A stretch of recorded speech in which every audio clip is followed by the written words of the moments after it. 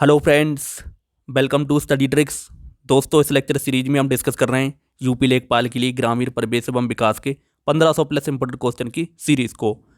आप लोगों को बता दूं, इस लेक्चर सीरीज के जरिए मार्केट में जितनी भी ग्रामीण परिवेश की किताबें हैं सबको हम सॉल्व कराने वाले हैं। तो आज हम डिस्कस करेंगे एग्जामपुर की बुक का पार्ट नंबर 4। इससे पहले हम और बुक करा रहे थे, उनको आप देख सकते हैं।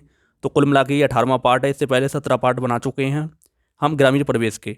तो उन्हें अगर आपको देखना है तो डिस्क्रिप्शन बॉक्स में प्लेलिस्ट का लिंक मिल जाएगा, वहाँ से जाकर देख सकते हैं। और इन क्वेश्चन का पीडीएफ लेने के लिए टेलीग्राम चैनल को ज्वाइन कर सकते हैं, उसका लिंक भी आपको डिस्क्रिप्शन बॉक्स में मिल जाएगा। चलिए स्टार्ट करते हैं आज का वीडियो। तो हमारा पहला क्वेश्चन दिया गया है, पशुपालन किस विज्ञान की शाखा है। दोस्तों, पशुपालन किस विज्ञान की शाखा है? कृषि विज्ञान की। ऑप्शन नंबर हमारा इसमें डी करेक्ट हो जाएगा। तो आपको ध्यान रखना है, जितने भी ये पालन होते हैं जैसे मत्स्य पालन, मुर्गी पालन, मधुमक्खी पालन, ये सब किसके अंतर्गत आते हैं? कृषि विज्ञान के। तो आप ये ना समझे कृषि विज्ञान के अंदर केवल कृषि होती है। तो ये सब जितने भी हमारे कल्चर हैं सब इसके किसके अंतर्गत आते हैं? कृषि विज्ञान के। ऑप्शन नंबर हमारा इसमें डी करेक्ट हो जाएगा। अगला क्वेश्चन देखते हैं, गाय को दुग्ध उत्पादन बढ़ाने के लिए क्या दिया जाता है। दोस्तों, गाय को दुग्ध उत्पादन अगर हम बढ़ाना है तो उसे हम क्या देते हैं? प्रोलैक्टिन। तो इसमें ऑप्शन नंबर हमारा ए करेक्ट हो जाएगा। ये हार्मोन होता है एक, जिससे गाय में क्या होता है? दुग्ध उत्पादन बढ़ जाता है। तो आप इसको ध्यान रखेंगे, ऑप्शन नंबर हमारा ए करेक्ट हो जाएगा। अगला क्वेश्चन देखते हैं, भैंस का वैज्ञानिक नाम क्या है। तो भैंस का वैज्ञानिक नाम क्या होता है? बुबिलिस बुबिलिस। तो इसमें ऑप्शन नंबर हमारा बी करेक्ट हो जाएगा। आप इसको ध्यान रखेंगे, हो सकता है एग्जाम में क्वेश्चन पूछ लें। अगला क्वेश्चन देखते हैं, भारत के कुल दुग्ध उत्पादन में किस पशु का सर्वाधिक योगदान है। फ्रेंड्स, भारत में जो सबसे ज़्यादा दुग्ध उत्पादन का योगदान किस पशु का है? भैंस का। ऑप्शन नंबर हमारा इसमें ए करेक्ट हो जाएगा, इसको आप ध्यान रखेंगे। फ्रेंड्स, अगर भारत में दुग्ध उत्पादन बहुत सर्वाधिक होता है तो अगर उपलब्धता की बात करें तो प्रत्येक व्यक्ति के लिए 154 ग्राम भारत के अंदर दुग्ध क्या है? उपलब्ध है। मतलब 154 ग्राम हर व्यक्ति को दूध डेली दिया जा सकता है। लेकिन एक इंसान के लिए, एक व्यक्ति के लिए होना कितना चाहिए? 280 ग्राम। तो भारत पूरी दुनिया में सबसे ज़्यादा दुग्ध उत्पादन करता है। तो उसके हिसाब से भी देखा जाए फिर भी भारत जो उपलब्धता होनी चाहिए उसके हिसाब से नहीं कर पा रहा है। तो इस चीज़ को आप ध्यान रखेंगे। ऑप्शन नंबर हमारा इसमें ए करेक्ट हो जाएगा। अगला क्वेश्चन देखते हैं, गरीब की गाय किसे कहा जाता है। फ्रेंड्स, गरीब की गाय किसे कहते हैं? इजी क्वेश्चन है, बकरी को। ऑप्शन नंबर हमारा डी करेक्ट हो जाएगा। फ्रेंड्स, बकरी का दूध भैंस की दूध की तुलना में 10 गुना ज़्यादा क्या पाया जाता है? आयरन पाया जाता है। तो आपको इस चीज़ का ध्यान रखना है, जब आपकी प्लेटलेट्स में कमी होती है तो बकरी का दूध का सेवन करने से प्लेटलेट्स की संख्या में वृद्धि हो जाती है। तो ये भी आप ध्यान रखेंगे। ऑप्शन नंबर हमारा डी करेक्ट हो जाएगा। अगला क्वेश्चन देखते हैं, सर्वाधिक बकरियों की संख्या वाला राज्य है। फ्रेंड्स, सर्वाधिक बकरियों की संख्या वाला राज्य कौन सा है? राजस्थान। ऑप्शन नंबर हमारा सी करेक्ट हो जाएगा। तो पशुगणना 2019 की अनुसार 20.84 मिलियन क्या हैं? बकरियां राजस्थान के अंदर। यूपी की बात करें तो यूपी में कितनी है? तो यूपी में 2019 की पशुगणना के अनुसार कितनी है? 14.48 मिलियन। तो आपको ध्यान रखना है, यूपी की ध्यान रखेंगे और राजस्थान में जो पहले नंबर पर है उसे आप ध्यान रखेंगे 20.84। ऑप्शन नंबर हमारा सी करेक्ट हो जाएगा। अगला क्वेश्चन देखते हैं, मुर्गियों में चेचक रोग किससे होता है।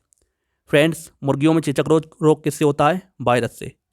ऑप्शन नंबर हमारा ए करेक्ट हो जाएगा, इसको ध्यान रखेंगे आप। अगला क्वेश्चन देखते हैं, 100 ग्राम अंडे में प्रोटीन की मात्रा कितनी होती है। तो 100 ग्राम अंडे में प्रोटीन की मात्रा कितनी होती है? 13.5%। ऑप्शन नंबर हमारा इसमें सी करेक्ट हो जाएगा। अगला क्वेश्चन देखते हैं, मुर्गियों में सबसे खतरनाक बीमारी कौन सी होती है। तो मुर्गियों में सबसे खतरनाक बीमारी कौन सी होती है? रानीखेत। ऑप्शन नंबर इसमें हमारा ए करेक्ट हो जाएगा। वैसे मुर्गियों में चेचक भी होता है, लेकिन जो सबसे खतरनाक बीमारी कौन सी होती है? रानीखेत। ऑप्शन नंबर हमारा ए करेक्ट हो जाएगा। अगला क्वेश्चन देखते हैं, 100 ग्राम अंडे में लगभग कितने ग्राम वसा होता है। तो 100 ग्राम अंडे में लगभग कितना वसा होता है? आपको ध्यान रखना है 14%, यानी कि फैट। ऑप्शन नंबर हमारा बी करेक्ट हो जाएगा। अगला क्वेश्चन देखते हैं, भारत में प्रथम पशु गणना कब हुई थी। दोस्तों, इस स्लाइड में हमने बहुत सारे क्वेश्चन पशुगणना से करें, तो मैं आपको पहले पशुगणना के कुछ इंपॉर्टेंट फैक्ट बता देता हूँ, जिससे सारे क्वेश्चन आप इजीली कर सकते हैं। तो पशुगणना 2019 के बारे में हम पॉइंट देख लेते हैं। तो भारत में हर 5 वर्ष के अंतराल में 1920 ईस्वी से पशुगणना की जाती है। आपको ध्यान रखना है कब से स्टार्ट की गई है, 1920 से, और अंतराल यानी कि जो पशुगणना 5 वर्ष के अंतराल पर होती है। अगर जो मानव जनसंख्या यानी मानव जनगणना होती है कितने अंतराल पर होती है, 10 वर्ष के, लेकिन ये कितने पे होती है, 5 वर्ष पे। तो इस चीज़ में आपको कन्फ्यूज़ नहीं होना है। अंतिम पशुगणना 2017 में होनी थी, लेकिन कब हुई, 2018 से स्टार्ट हुई। आप इस चीज़ को ध्यान रखेंगे, क्योंकि 2000 उससे पहले कब हुई थी, 2012 में। तो 2012 में हम 5 साल आगे कर देते हैं तो कब आ जाते हैं, 2017। होना कब थी, 2017 में, लेकिन स्टार्ट कब हुई, 2018 में शुरू की गई। और इसकी रिपोर्ट कब आई, 2019 के अंदर। इसीलिए इस पशुगणना को क्या कहा गया, पशुगणना 2019। तो इस चीज़ को आप ध्यान रखेंगे। अब आप ये ना समझें कि 17 की अलग है, 2019 की अलग है। तो 17 वाली पशुगणना को ही हम क्या कहते हैं, पशुगणना 2019। अगला पॉइंट है हमारा, पशुगणना भारत सरकार की पशुपालन एवं मत्स्य पालन मंत्रालय द्वारा की जाती है। तो आपको ये भी ध्यान रखना है कौन सा मंत्रालय इसे कराता है। अगला पॉइंट है, पशुगणना 2019 प्रथम ऑनलाइन पशुगणना थी। तो एग्जाम में क्वेश्चन पूछ सकते हैं कि प्रथम पशुगणना जो ऑनलाइन हुई थी कब हुई थी, तो आपको ध्यान रखना है 2019 में, यानी कि 2017 वाली। और ये अगर नंबर के हिसाब से करें तो ये कौन सी पशुगणना थी, तो 20वीं पशुगणना थी। आप ये चीज़ भी ध्यान रखेंगे, 20वीं पशुगणना। नेक्स्ट पॉइंट है, पशुगणना 2012 के अनुसार पशुओं की कुल संख्या भारत के अंदर कितनी है, 512.06 मिलियन थी। कितनी थी, 512.06 मिलियन। लेकिन पशुगणना 2017 यानी पशुगणना 2019 के अनुसार पशुओं की संख्या कितनी हो गई है, लगभग 536 मिलियन। तो ये भी आप ध्यान रखेंगे, ये डाटा आपको ध्यान रखना पड़ेगा, इससे एग्जाम में डायरेक्ट क्वेश्चन पूछ सकते हैं। बात करते हैं वृद्धि की, तो आपको वृद्धि ध्यान रखना है, एग्जाम में क्वेश्चन पूछ सकते हैं। 4.6% की वृद्धि हुई है। तो कितनी वृद्धि हुई है, 4.6%। तो आई होप सारे जो पॉइंट मैंने बताए इन सबको आप ध्यान रखेंगे, इनसे एग्जाम में क्वेश्चन आने के पूरे चांसेस रहेंगे। चलिए अब हम क्वेश्चन पे आते हैं अपने। तो हमारा पहला क्वेश्चन था, भारत में प्रथम पशुगणना कब हुई थी।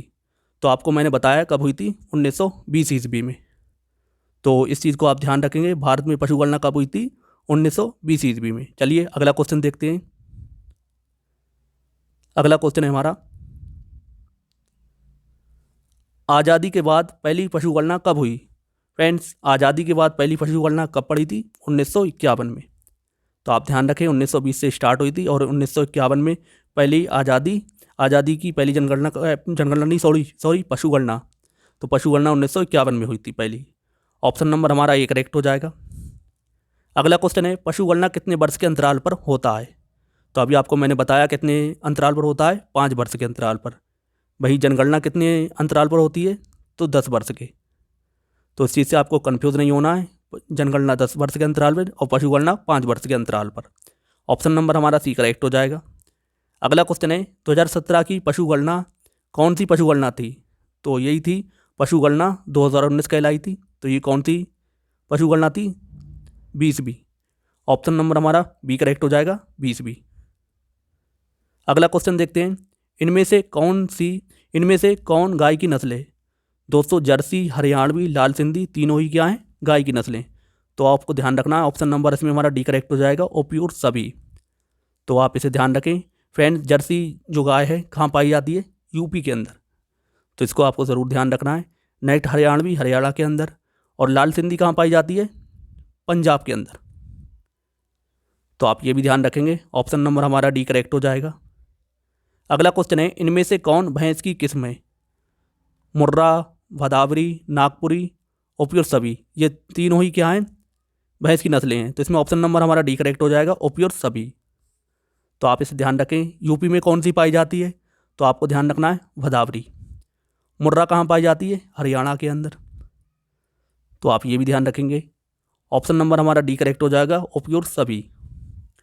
अगला क्वेश्चन देखते हैं, भारत अंडे के उत्पादन में विश्व में किस स्थान पर है। तो अंडे के उत्पादन में भारत विश्व में किस स्थान पर है, तीसरे स्थान पर।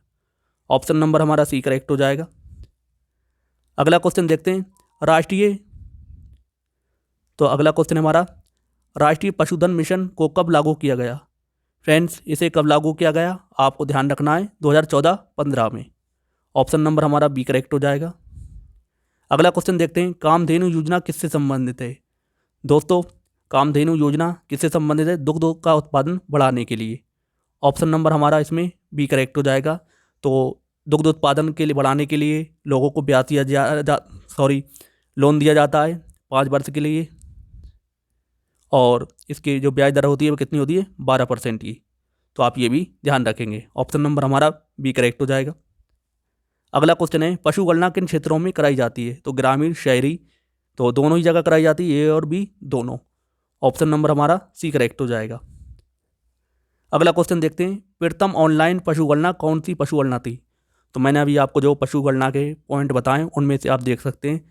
तो प्रथम ऑनलाइन पशुगणना कौन सी थी, 20 कब कराई गई थी, 2017 की थी, और हुई कब तक पाई थी, 2019 तक। तो ये आप ध्यान रखेंगे। ऑप्शन नंबर हमारा डी करेक्ट हो जाएगा। दोस्तों, एक पॉइंट और ध्यान रखें, जो पशुगणना के लिए प्रशिक्षण दिया गया था, मतलब ट्रेनिंग दी गई थी, कहाँ पर दी गई थी, तो दिल्ली के अंदर दी गई थी। ये भी क्वेश्चन पूछा जा चुका है, आप ध्यान रखेंगे। ऑप्शन डी करेक्ट हो जाएगा। अगला क्वेश्चन है, कुल पशुधन के संदर्भ में शीर्ष राज्य है। तो जो कुल पशुधन है सबसे ज़्यादा किसके अंदर है, उत्तर प्रदेश के अंदर। ऑप्शन नंबर हमारा इसमें सी करेक्ट हो जाएगा। तो आप इसको ध्यान रखें, उत्तर प्रदेश के अंदर सर्वाधिक पशुधन है, कितने, 536 मिलियन। आप ध्यान रखेंगे। अगला क्वेश्चन देखते हैं, 2012 की तुलना में 2017 में पशुधन में कितने प्रतिशत की वृद्धि हुई है। तो मैंने पशुगणना वाले जो पॉइंट बताए थे उनमें आप देख सकते हैं कितनी वृद्धि हुई है, 4.6%। ऑप्शन नंबर हमारा इसमें बी करेक्ट हो जाएगा। अगला क्वेश्चन देखते हैं, देश में भैंसों की संख्या पशुगणना 2017 के अनुसार कितना है। तो जो भैंसों की संख्या कितनी है आपको ध्यान रखना है, 109.85 मिलियन। ऑप्शन नंबर हमारा इसमें बी करेक्ट हो जाएगा। वहीं बात करें अगर 2012 की, तो 2012 में ये संख्या कितनी थी, तो 108.70 मिलियन। तो मिलियन का आप जानते ही होंगे, 10 लाख को मिलियन कहते हैं। तो आप यूट्यूब चला रहे हैं तो आपको पता ही होगा। और वृद्धि की बात करें तो वृद्धि कितनी हुई थी, तो वृद्धि हुई थी 1.06%। तो बहुत कम, बहुत ज़्यादा वृद्धि नहीं हुई है, मतलब बहुत कम वृद्धि हुई है। तो आप ध्यान रखें, ऑप्शन नंबर हमारा बी करेक्ट हो जाएगा। अगला क्वेश्चन देखते हैं, पशुगणना 2017 के अनुसार गधे के प्रतिशत वृद्धि 2012 की तुलना में कितना है। तो आपसे पूछा गया है कि जो 2012 में गधों की संख्या थी 2017 में कितनी बढ़ी है, घटी है। तो आपको ध्यान रखना है, गधों की संख्या कम हुई है, यानी 67% ऋणात्मक, यानी कम हुई है।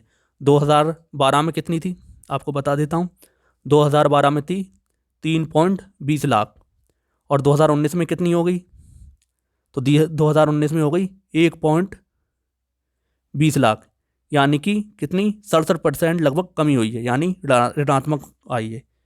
तो ऑप्शन नंबर इसमें हमारा बी करेक्ट हो जाएगा। अगला क्वेश्चन देखते हैं, मत्स्य पालन को कृषि का दर्जा कब दिया गया। तो मत्स्य पालन को कृषि का दर्जा कब दिया गया था, जून 2015 में। ऑप्शन नंबर हमारा इसमें ए करेक्ट हो जाएगा, ध्यान रखेंगे इसको भी।